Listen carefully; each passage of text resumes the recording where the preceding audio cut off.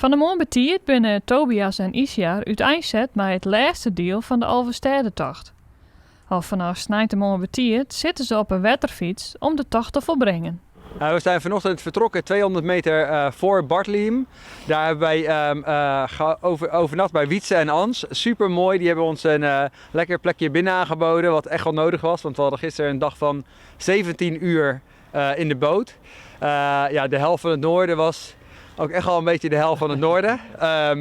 Dus het was redelijk afzien, dus we waren super blij dat we daar konden overnachten.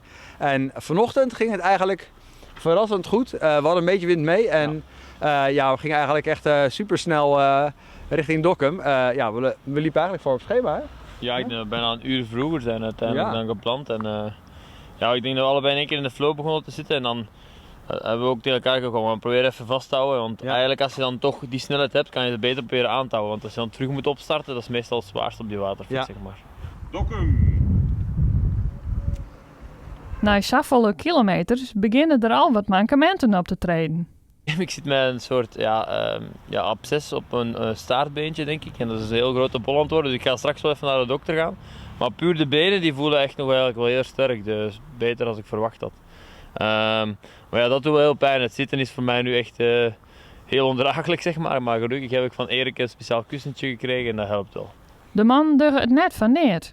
Ze willen met deze actie geld inzamelen voor het Wereld Natuurfonds. We grapten een beetje over de Elfstedentocht. Toen gingen we daar eens naar kijken en zagen dat het dit jaar precies 25 jaar geleden is sinds de laatste. En toen dachten we, dat is een super mooie kans, dat gaan we aangrijpen. En omdat het 25 jaar geleden is, gebrek aan kou, gebrek aan vorst, dachten we, dan gaan we dat koppelen aan het Wereld Natuurfonds en proberen om geld in te zamelen voor het klimaat. Nog hier ze ook kiezen kent voor de mountainbike, fiets of step, maar ze kozen net van neer voor de wetterfiets. Ja, gewoon omdat dat nog niet gedaan was. Dat was heel uniek, denken we. We hadden wel eens gelezen denk ik, dat 4 jongens het ooit geprobeerd hebben, maar niet gehaald hebben. Dat denk ik. En er is nog altijd wel een connectie met fietsen, want die wouden we wel. Dus nog altijd waterfietsen, nog altijd fietsen. En daarom zijn we bij die waterfiets terechtgekomen. Dan hebben we die gewoon gekocht eigenlijk. Tweedehands ergens, een beetje omgebouwd. En dan zijn we eraan begonnen. Zo simpel is het gegaan. Ja. Gisteravond was echt wel zwaar.